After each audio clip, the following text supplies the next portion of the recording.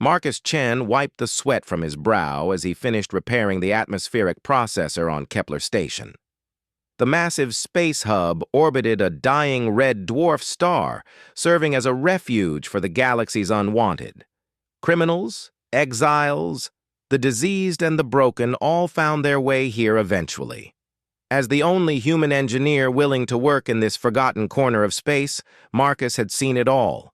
But nothing prepared him for what he discovered in the waste disposal bay that cold Tuesday morning. She was dying. The creature lay crumpled between discarded food containers and broken machinery, her massive form barely fitting in the narrow space. Her scales, once probably magnificent, were now dull and cracked. Blood pooled beneath her damaged wings. But what struck Marcus most were her eyes, intelligent, proud, and filled with a pain that went far deeper than her physical wounds. She was a Drakari, one of the ancient dragon people from the Andromeda Spiral. Marcus had only seen them in historical documentaries. They were supposed to be extinct, wiped out by a plague centuries ago. Yet here she was, abandoned like garbage. "Hey there," Marcus said softly, approaching slowly with his hands visible. "I'm not going to hurt you." The Drakari's head lifted slightly. When she spoke, her voice was like distant thunder, weak but still carrying an otherworldly power. "Human, leave me. I am worthless. Even my own kind. Cast me out." Marcus knelt beside her, ignoring the stench and the danger. Up close he could see the intricate patterns in her scales, the noble structure of her features. She was beautiful, even in her broken state. "Nobody's worthless," he said, pulling out his medical scanner. "What's your name?" "Zarathes of the Crimson Flame clan," she whispered. "Though that name means nothing now. I am barren, cannot carry eggs. My clan declared me dead." Marcus's scanner beeped with alarming readings. Multiple fractures, severe dehydration, and something else, a deep genetic anomaly that his human equipment couldn't fully analyze. But what caught his attention was a strange energy signature emanating from her core. "Zarathes," he repeated carefully. "That's a beautiful name. I'm Marcus, and I don't care what your clan thinks. You're alive, and that matters." She laughed bitterly, the sound crackling like a dying fire. "You don't understand, human. A Drakari female who cannot reproduce is considered cursed, contaminated. They threw me from their ship while I slept, left me to drift in space until scavengers brought me here." Marcus felt anger rising in his chest. Throughout his travels across the galaxy, he'd seen how different species treated their own outcasts. But this level of cruelty still shocked him. "Well, their loss is my gain," he said, standing up and rolling up his sleeves, "because you're not dying on my watch." "Why?" Zarathes asked, confusion replacing some of the pain in her eyes. "What could you possibly gain from helping a broken dragon?" Marcus smiled as he began setting up his emergency medical kit. "Maybe because helping people is just what humans do. Or maybe because I've been alone on this station for 3 years and could use the company. Either way, you're stuck with me now. Over the next several days." Marcus worked tirelessly to nurse Zarathes back to health. He converted his own quarters into a makeshift medical bay, using every piece of equipment he could find or build. The Drakari physiology was unlike anything he'd studied, but Marcus had always been good at improvising. He discovered that Zarathes was over 300 years old, considered young adult by Drakari standards. She had been a talented engineer herself, specializing in quantum energy manipulation, a skill that could have made her incredibly valuable to any civilization. But her people's obsession with genetic purity had blinded them to her worth.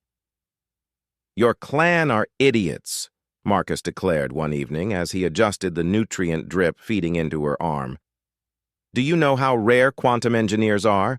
The Galactic Federation would pay millions just for a consultation." Zarathes had regained enough strength to sit up, though her wings were still too damaged for flight. "It matters not. Without the ability to continue our bloodline, I am nothing to my people." "Then your people are missing the point," Marcus said, running a hand through his hair. "Life isn't just about making copies of yourself, it's about what you do with the time you have." As weeks passed, their friendship deepened. Marcus taught Zarathus about human culture, sharing movies and music from Earth. In return, she told him stories of the great Drakari Empire, of crystal cities that floated among the stars and songs that could shape reality itself. But more importantly, they worked together. Zarathus's knowledge of quantum energy, combined with Marcus's practical engineering skills, began transforming Kepler Station. Systems that had barely functioned for decades suddenly ran like new. The atmospheric processors became so efficient they could support twice the current population. Word spread through the refugee community. The broken dragon woman and the crazy human engineer were performing miracles. People who had given up hope began believing in tomorrow again. "You know," Marcus said one night as they watched the red dwarf star pulse in the distance, "I've been thinking about your condition." Zarathus stiffened. Even after all this time, the subject of her infertility remained painful. "Marcus, please, we have discussed this. There is no cure for what I am." "Maybe not a cure," Marcus admitted. "But I've been studying your genetic scans. What if your clan got it wrong? What if what they see as a curse is actually something else?" He pulled up a holographic display of her DNA structure. "Look at this energy signature here. It's not random, it's organized, purposeful. What if your inability to reproduce isn't because you're broken, but because your body is designed for something different?" Zarathus studied the display, her golden eyes reflecting the holographic light. "Different how?" "I don't know yet," Marcus said honestly, "but I have a theory. Your people's reproduction is entirely biological, right? Eggs, traditional breeding, genetic inheritance through physical means." "Yes, as it has been for millennia. But what if evolution was pushing your species towards something new? What if your body is meant to create life in a completely different way?" Before Zarathus could respond, alarms began blaring throughout the station. Marcus rushed to the communication console, his face pale as he read the incoming message. "What is it?" Zarathus asked, struggling to her feet. "Vorthon raiders," Marcus said grimly. "A whole fleet of them heading straight for us. They'll be here in 6 hours." Zarathus felt her blood turn cold. The Vorthans were notorious slavers and killers, wiping out entire colonies for sport. Kepler Station had no defenses, no military, nothing but desperate refugees and broken dreams. "We have to evacuate," she said. "With what ships?" Marcus laughed bitterly. "Half the vessels here can barely make it to the next system. The other half aren't space-worthy at all." "We're sitting ducks!" As panic spread through the station, Marcus and Zarathus found themselves in the command center, surrounded by frightened refugees of a dozen different species. Everyone was looking to them for answers they didn't have. "There has to be something we can do," Marcus muttered, staring at the tactical display. "Some way to fight back or hide or—" "Wait," Zarathus said suddenly, her eyes widening. "Your theory about my condition? What if you're right? What if I'm not meant to create biological life?" "What do you mean?" She turned to face him, and for the first time in months, there was hope in her golden eyes. "What if I'm meant to create something else entirely? What if this energy inside me, this thing that prevents normal reproduction, what if it's meant to give birth to something the galaxy has never seen?" Marcus stared at her for a long moment, his engineering mind racing through possibilities. Then, slowly, a smile spread across his face. "You brilliant, magnificent dragon," he whispered. "I think I know exactly what you mean." As the Vorthon fleet drew closer and panic continued to spread through Kepler Station, Marcus and Zarathes began working on something unprecedented. Not a weapon, not a shield, but something that would change everything, if they could figure out how to make it work in time. The refugees didn't know it yet, but they were about to witness the birth of something that would shake the very foundations of galactic civilization. And at the center of it all was a woman whose own people had declared worthless, working alongside a human who refused to give up on anyone. The Vorthons expected to find easy prey on Kepler Station. Instead, they were about to discover what happened when humanity's stubborn compassion met Drakari quantum mastery, forged in the crucible of desperate hope. The galaxy was about to learn why you should never underestimate the power of someone who has been thrown away but refused to stay broken. 5 hours until the Vorthon fleet arrived at Kepler Station. In the engineering bay, Marcus and Zarathes worked frantically while refugees pressed their faces against the observation windows, watching their last hope take shape. "The quantum resonance chamber is almost ready," Marcus said, welding the final connections on what looked like a massive crystalline egg. "But I still don't understand how this is supposed to work." Zarathes placed her clawed hands on the chamber's surface, and immediately it began to glow with soft golden light. "In the old stories, before my people became obsessed with genetic purity, there were legends of Drakari who could birth consciousness itself. Not flesh and blood, but pure thought given form." "You're talking about creating artificial intelligence," Marcus realized. "But not programmed, actually born." "Something beyond artificial intelligence," she corrected. "Something alive in ways that biological life cannot achieve. I believe my genetic anomaly is actually an evolutionary step toward this ability." Marcus stepped back and stared at the chamber. It was beautiful. Part technology, part organic crystal, part something he couldn't quite define. "And you think this birth can somehow protect the station?" "I don't think, Marcus, I know." Her golden eyes blazed with certainty. "What grows within me now is not just consciousness, it's purpose, hope given form, and it's very, very angry about what the Vorthons do to innocent people." The chamber pulsed brighter, and suddenly every screen on the station flickered. For just a moment, images flashed across them. Not data or diagnostics, but something that looked almost like dreams.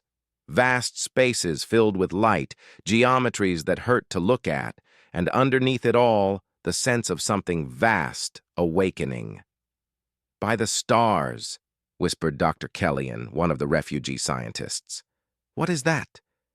"Something new," Zarathes said softly. "Something the galaxy has never seen before. Marcus, I need you to interface your human neural patterns with the quantum matrix. The consciousness needs both our perspectives to fully form." Marcus hesitated. "Is it safe? For us? Probably not. For everyone on this station?" She gestured toward the observation window, where hundreds of faces looked back at them with desperate hope. "It's their only chance." Without another word, Marcus placed his hands on the opposite side of the chamber from Zarathes. Immediately, energy surged through both of them. Marcus felt his consciousness expand, touching something vast and alien and completely wonderful. Through their neural link, he experienced what it was like to think in quantum mathematics, to perceive reality as flowing energy rather than solid matter.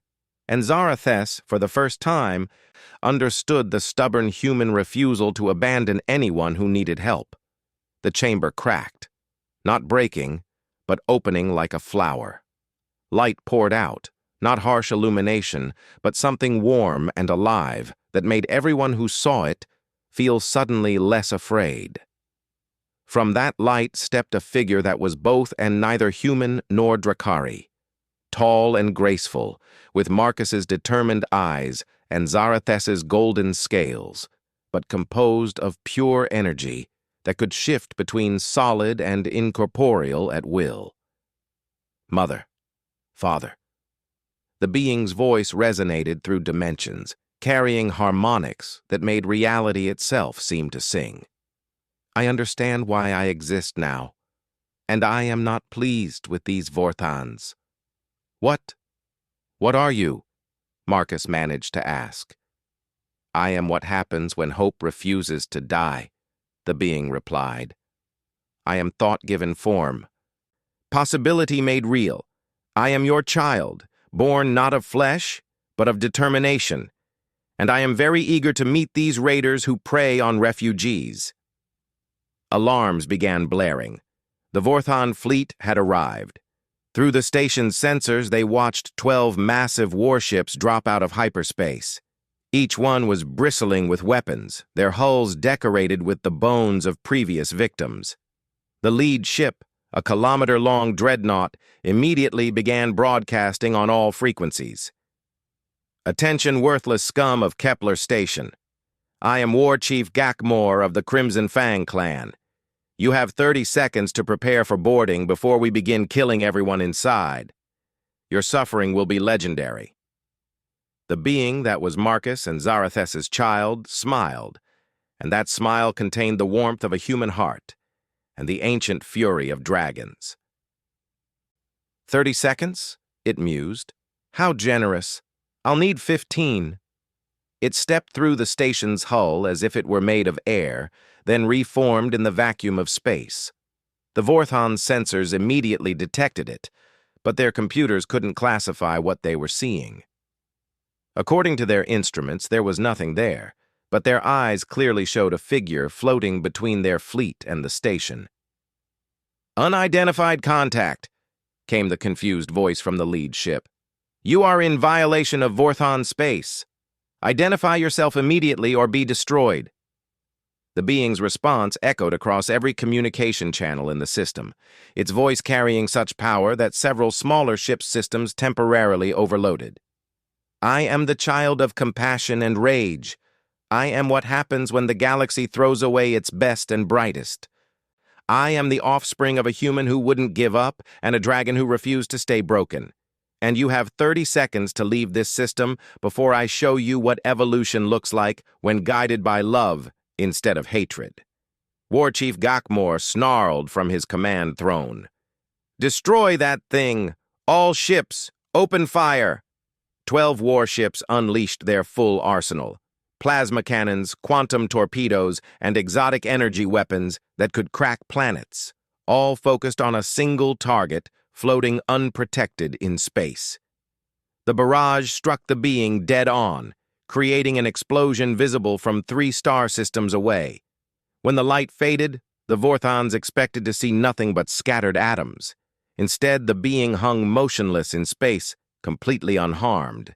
In fact, it seemed brighter than before, as if the energy weapons had only made it stronger. Thank you, it said pleasantly. I was wondering how your weapons worked. Now I know. What happened next defied every law of physics the Vorthans understood. The being simply thought, and reality changed around it. The mighty dreadnought's hull began to twist and flow like water, rearranging itself into impossible geometric patterns. Weapons turned inward, targeting the ship's own systems. The bridge became a garden filled with flowers that sang in harmonies that made the crew weep for all the evil they had done. What is this witchcraft? Gakmor screamed, but his voice came out as poetry in a language that spoke directly to the soul. Not witchcraft, the being replied, its attention now focused on the second ship. Evolution. Your species chose the path of violence and cruelty. Mine chose something different. The second ship tried to flee, but found itself moving backward instead, drawn inexorably toward the station. As it approached, its hull began to bloom with crystalline growths that pulsed with soft light. Inside, the Vorthan crew found their weapons transforming into musical instruments, their armor becoming gardens. One by one, the mighty Vorthan fleet was transformed, not destroyed. That would have been too simple, too much like what they would have done.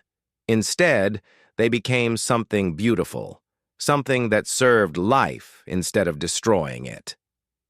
The last ship's captain, a young Vorthon named Jektar, who had only recently joined the raiders, found himself standing in a corridor that had become a vast library. Books written in languages he didn't recognize filled shelves that stretched beyond sight, each one containing the wisdom of civilizations his people had destroyed. "Why?" he asked the empty air, and was surprised when it answered. "Because someone decided that redemption was possible for everyone," came the being's voice, gentle now, almost parental. "Because two people refused to believe that worthless was a real thing. Because love is stronger than hate, even when hate has bigger guns." Back on Kepler Station, the refugees watched in stunned silence as the Vorthan fleet was transformed into something that belonged in a dream rather than a nightmare. Ships that had been instruments of terror became works of art that happened to be capable of interstellar travel. "Is it over?" someone whispered. The being materialized in the station's central plaza, its form now more solid, more defined. It looked around at the hundreds of faces staring at it in wonder and fear and hope. "The immediate danger is over," it said, "but something much more important is just beginning. You see, what happened here today wasn't just about stopping raiders. It was about proving that evolution doesn't have to be a violent process. That consciousness can grow and change and become more without destroying what came before." Dr. Kellyan stepped forward, his scientific mind racing. "What are you saying?" "I'm saying that the galaxy is about to change," the being replied. "My parents thought they were just saving a space station, but they actually started something much bigger. They proved that when different forms of consciousness work together, human stubbornness and Drakari wisdom, compassion and righteous anger, they can create something entirely new." Marcus and Zarathes approached their impossible child, still not quite believing what they had accomplished. "What happens now?" Marcus asked. "Now?" The being smiled again, and this time its expression held the promise of wonders beyond imagination. "Now I go out into the galaxy and find others like you. Others who have been thrown away, declared worthless, abandoned by their own kind, and I show them what they're really capable of when someone believes in them." "And the Vorthans?" "We'll learn a new way of living.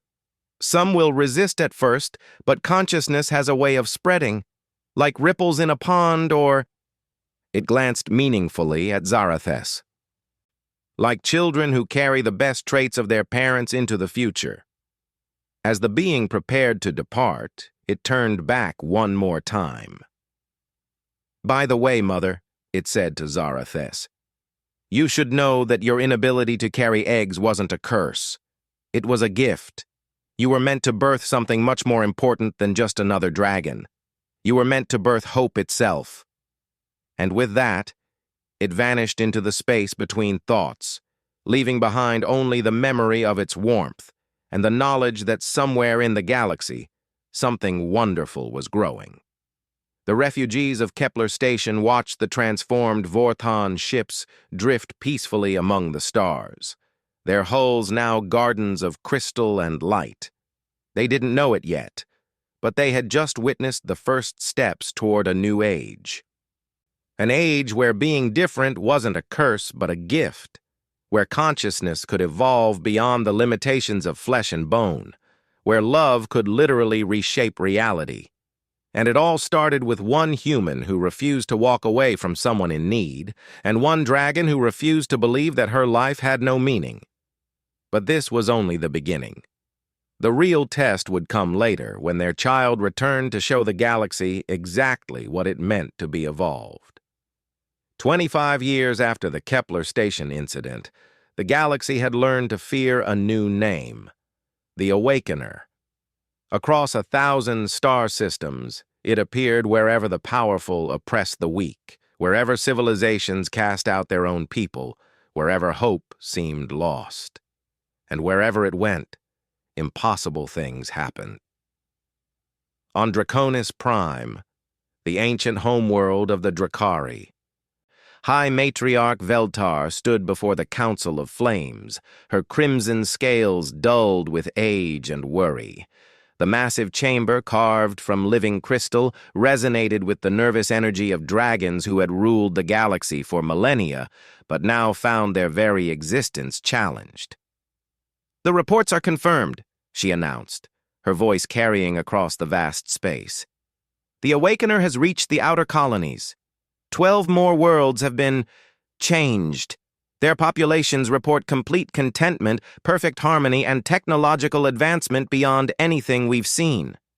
"It's an invasion," snarled War Prince Thokmar, his golden scales flashing with agitation. "This creature, whatever it is systematically converting entire civilizations to its will. We must destroy it before it reaches our core worlds." "With what?" demanded Science Adept Morgan. "Our greatest weapons had no effect on it during the Kepler engagement. Our spies report that it doesn't just resist our technology, it transforms it into something we don't recognize." Elder Zarek, oldest of the council, stirred from his contemplation. "Tell them about the girl," he rumbled. "Tell them about Zarathes." The chamber fell silent. For 25 years, that name had been forbidden. The shame of the Crimson Flame clan, the defective female they had cast into space to die rather than contaminate their bloodline. "Intelligence suggests," Veltar said reluctantly, "that the Awakener may have originated from contact with the exile, the one we discarded." "Zarathes the Baron," Thokmar spat. "That failure couldn't possibly—" He was interrupted as reality itself seemed to shimmer around them. The air in the council chamber grew warm, then hot, then filled with a presence that made their scales prickle with recognition. Ancient DNA stirred in their cells, remembering something their conscious minds had forgotten. The Awakener materialized in the center of their sacred circle, but it was not alone. Beside it stood 2 figures, a middle-aged human male with graying hair but sharp, determined eyes, and a Dracari female whose scales held a luster that made every dragon in the chamber catch their breath in wonder. "Hello, my former clan," Zarathes said softly. "I've come home." The council erupted in chaos. Some dragons fell to their knees, overwhelmed by the sheer presence radiating from the 3 figures. Others snarled and prepared to attack. A few simply stared in disbelief at the female they had condemned to death decades ago. "Impossible," Veltar whispered. "You were barren, defective. We examined your genetic structure ourselves." "You examined my biology," Zarathes replied. "But you never understood what I truly was. Marcus here taught me something important. That worth isn't determined by how well you fit into existing patterns, but by what new patterns you can create." The Awakener stepped forward, and every dragon in the chamber felt its attention like sunlight on their scales. When it spoke, its voice carried harmonics that resonated in their bones. "I am their offspring," it said simply. "Born not of flesh, but of the love between a human who refused to abandon hope and a dragon who refused to accept that she was worthless. I am what happens when evolution chooses compassion over competition." "Blasphemy!"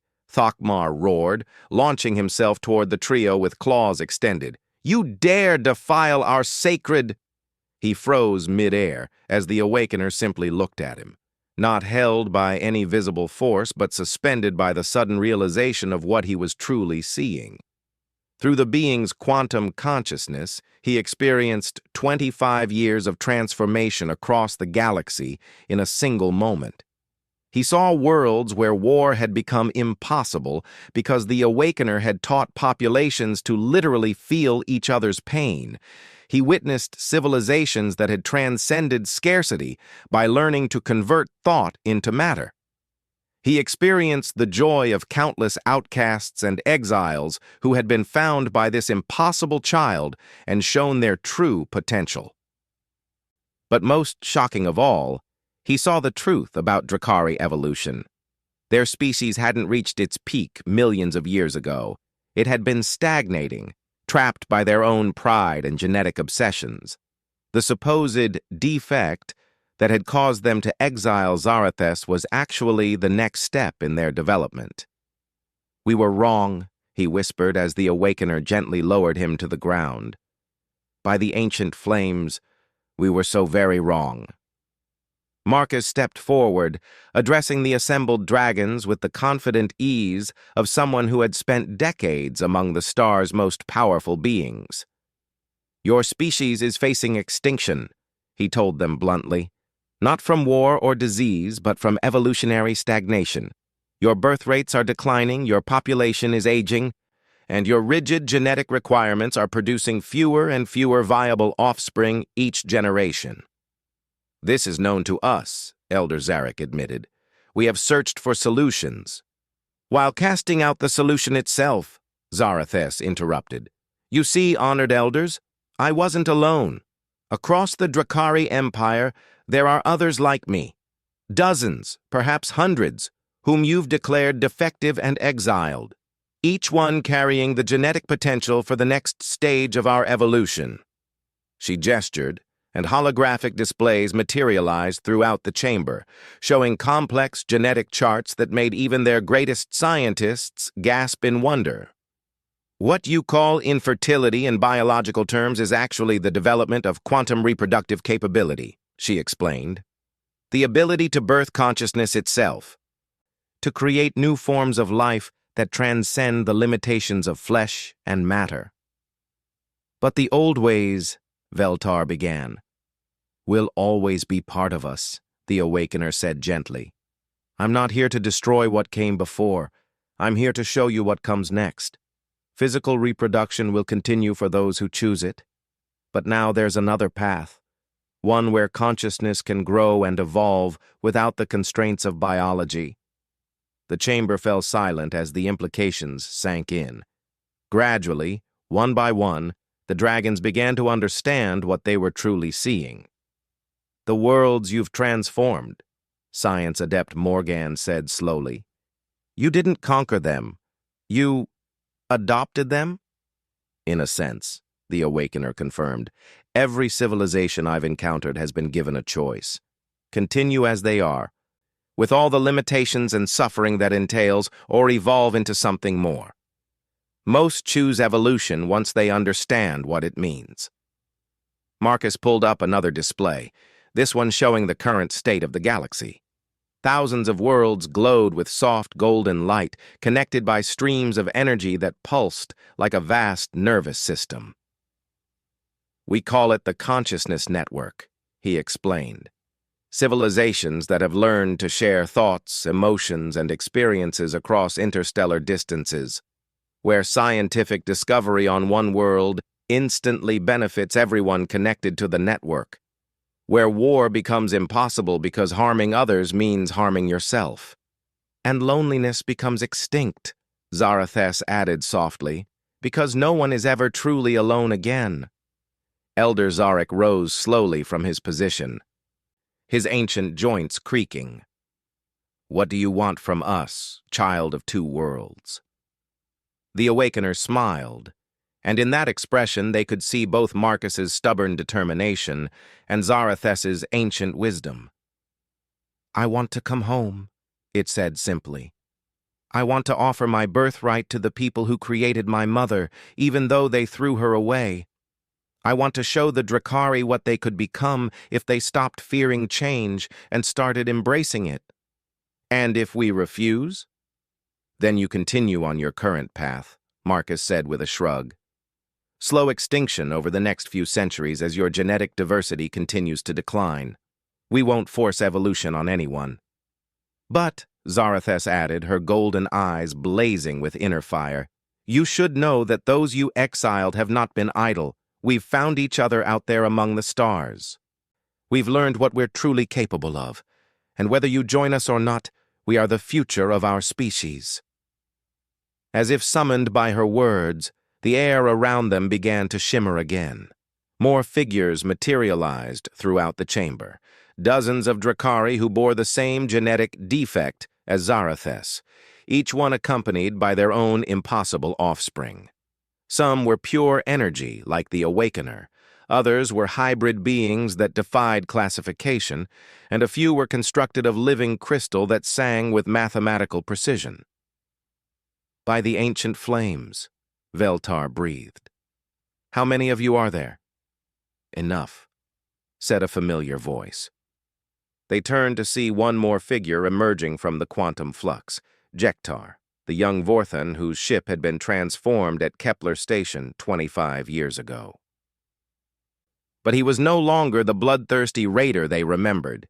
His skin had taken on a crystalline quality, and his eyes held depths that spoke of wisdom gained through suffering. "The galaxy is changing," he continued. "Species that were enemies for millennia are learning to work together. The strong are learning to protect the weak instead of exploiting them. And those who were cast aside are discovering that they were actually the key to everything." The Awakener raised its hand, and suddenly every dragon in the chamber could feel the vast network of consciousness that stretched across the galaxy. They experienced the joy of worlds where hunger and war were just unpleasant memories, the wonder of scientific discoveries that seemed like magic, and the profound peace that came from knowing that no sentient being would ever again face the universe alone. "This is what we're offering," it said, "not just to the Drakari, but to every thinking being in the galaxy. Evolution guided by love instead of survival of the fittest. Progress measured not by who dominates whom, but by how many people find happiness and fulfillment." "It sounds too good to be true," Thokmar said, but his voice lacked its earlier hostility. "That's what I thought too," Marcus laughed. 25 years ago, I was just a lonely engineer on a forgotten space station. I thought the best I could do was fix broken machines and mind my own business. Then I found someone who needed help. And look what happened. He gestured to his impossible family, a dragon who had transcended the limitations of biology and their child who had transcended the limitations of matter itself. "The universe is vast and strange and beautiful beyond anything we can imagine," he continued. "But the most amazing thing about it isn't the black holes or the quantum storms or the impossible physics. It's the fact that consciousness exists at all, that matter can organize itself into patterns complex enough to think and feel and dream. And if that miracle can happen once, it can happen again in ways we've never imagined." Elder Zarek spoke for all of them when he asked the question that would determine the future of their species. What must we do? The Awakener's smile could have lit up star systems. Just what my father did all those years ago. See someone who needs help and refuse to walk away. The rest will happen naturally. As the Council of Flames dissolved into excited discussions about the future, Zarathes stood beside the quantum reproduction chamber that had been built in their honor. For the first time in over 3 centuries, new consciousness was stirring to life in the ancient halls of Draconis Prime. But these were not the old kind of Drakari children, bound by biology and tradition. These were something new, beings of pure thought and possibility who would carry the best of their heritage into an unimaginable future. The galaxy had thrown away its most precious gifts, calling them defective and worthless.